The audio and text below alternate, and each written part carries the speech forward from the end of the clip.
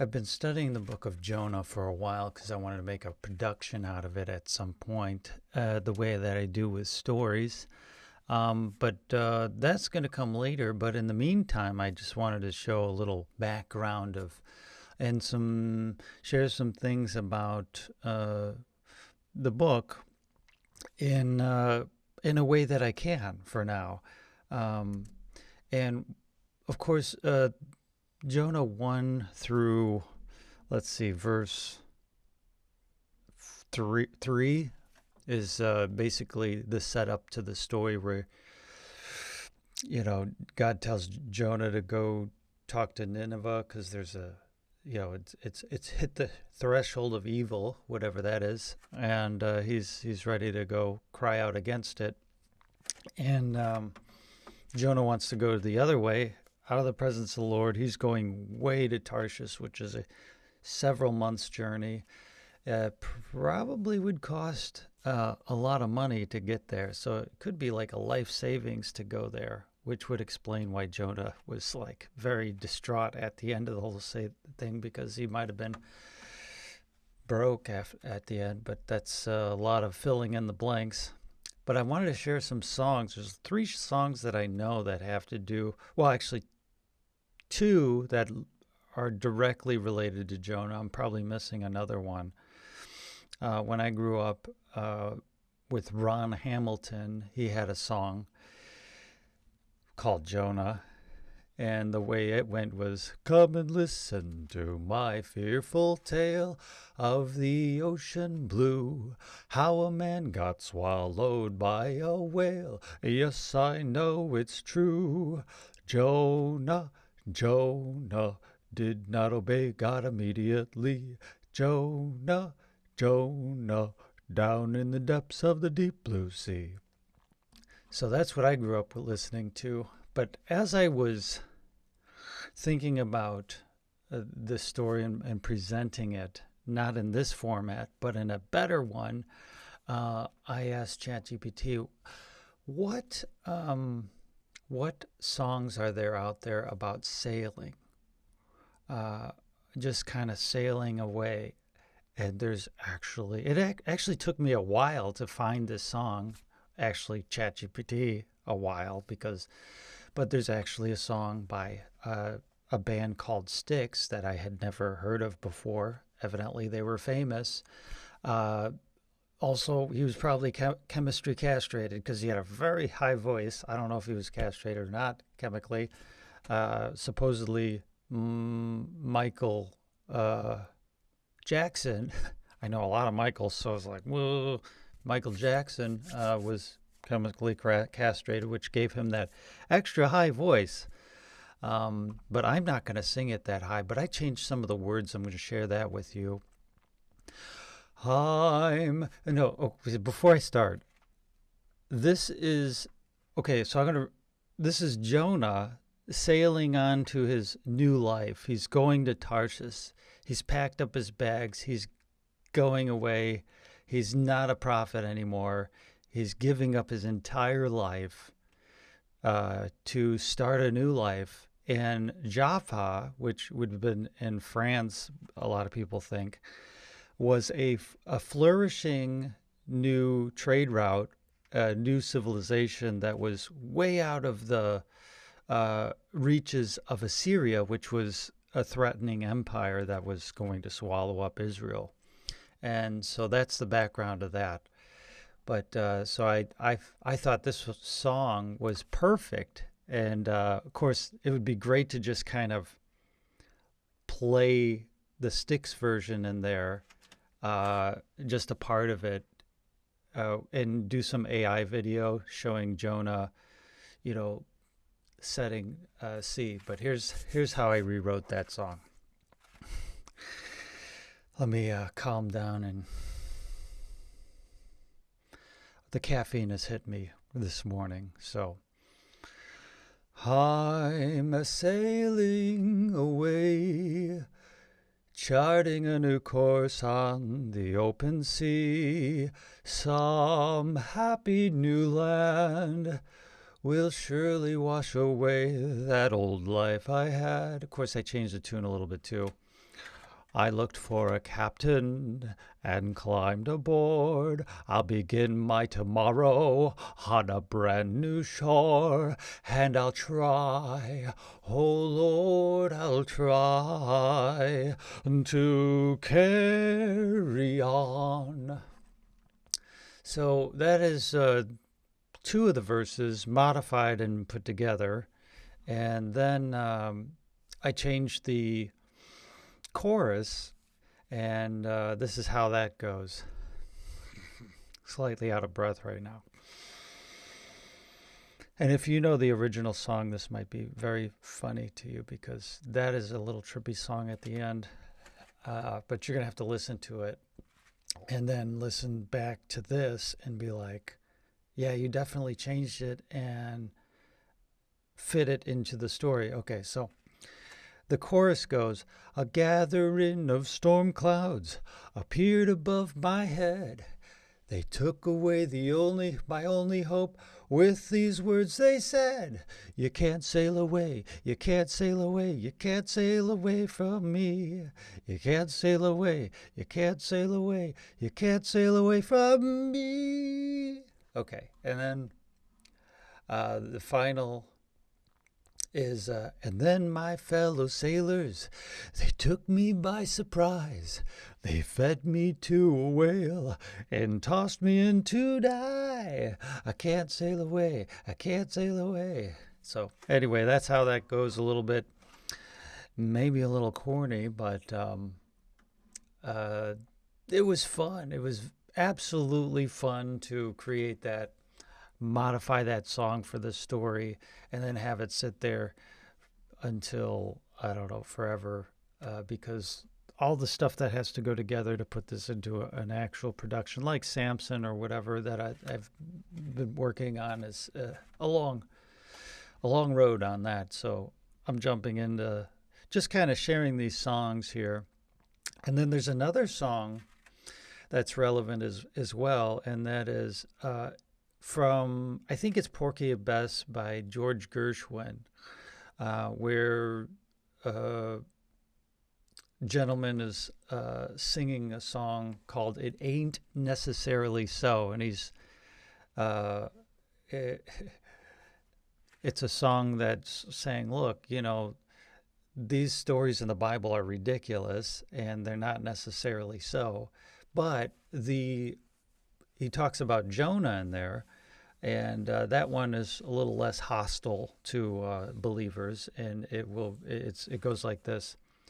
Oh, Jonah, he lived in a whale. Oh, by the way, it's a Negro song, so it has the if you listen to it, it's got that. It's by a black man, and I don't know the context in the play or whatever it is, but yeah, that's this when he breaks out in song. Oh, Jonah, he lived in a whale. And that repeats. He made his own home in that fish's abdomen. Oh, Jonah, he lived in a whale. Now, that is a very clever rhyme. He made his own home in that fish's abdomen. Oh, it's beautiful. So the song is a little bit, would be uncomfortable for believers because the things that you're liable to read in the Bible, it ain't necessarily so. A little uncomfortable for believers to listen to, but so all that to say that the Jonah and the whale is a story that has creeped into culture and song and all that stuff. Not so much the I'm sailing away. I took liberties with that song and fit it in there. Kind of capturing Jonah's aspiration, his excitement, or just kind of like artistic liberties that he would be excited. We don't really know how he felt. Might have been depressed. He was definitely depressed in the hull of the ship as the storm goes. And he's just like, oh.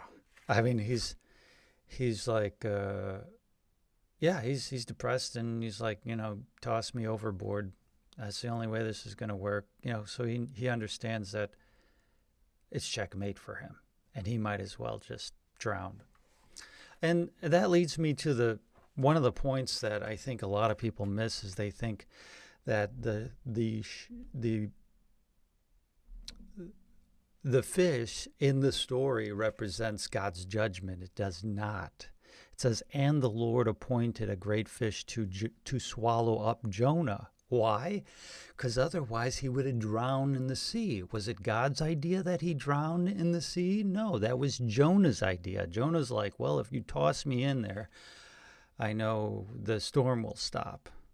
And Jonah was in the belly of the fish 3 days and 3 nights. Now, that is an interesting parallel with the city that is 3 days' journey, and then Jonah goes 1 day's journey into there.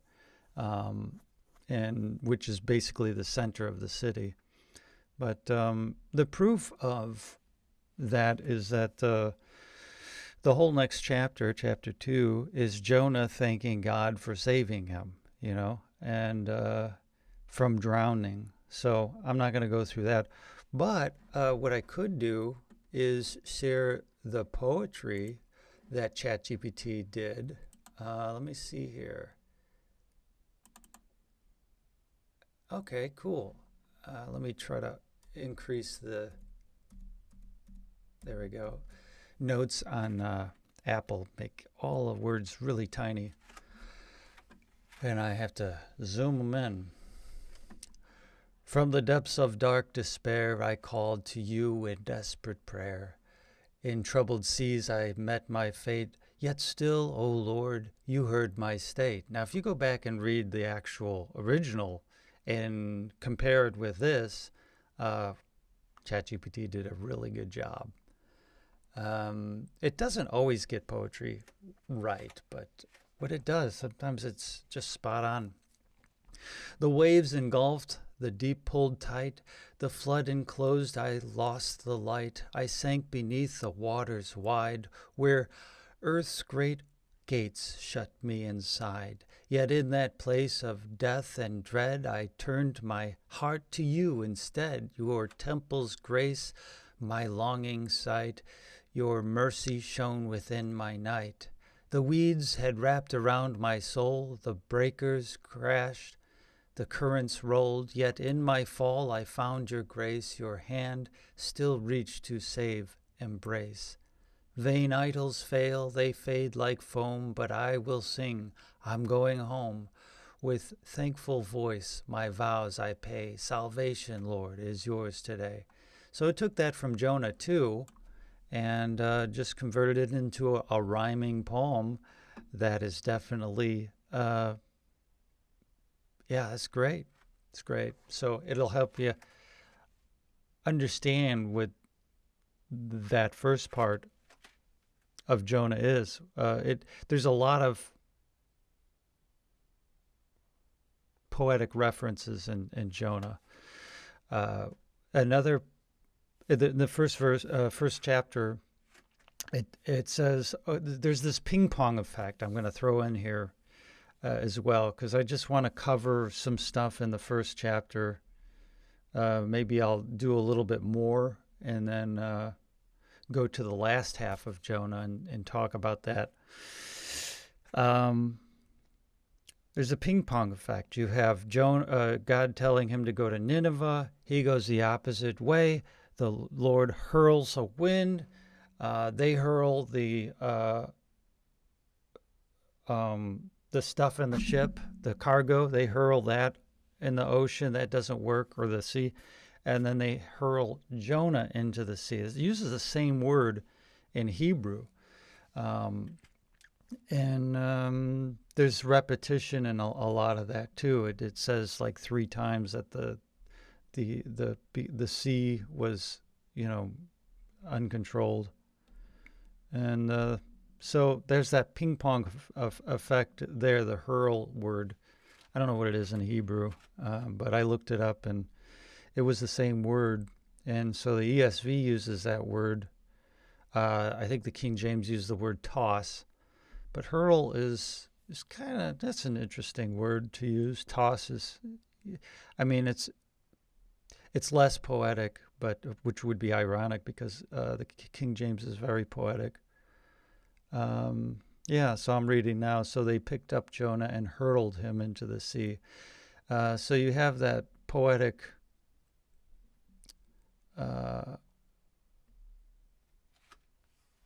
alliteration or use of language. The irony here is that the contrast between Jonah and the people on the ship is that they were extra superstitious.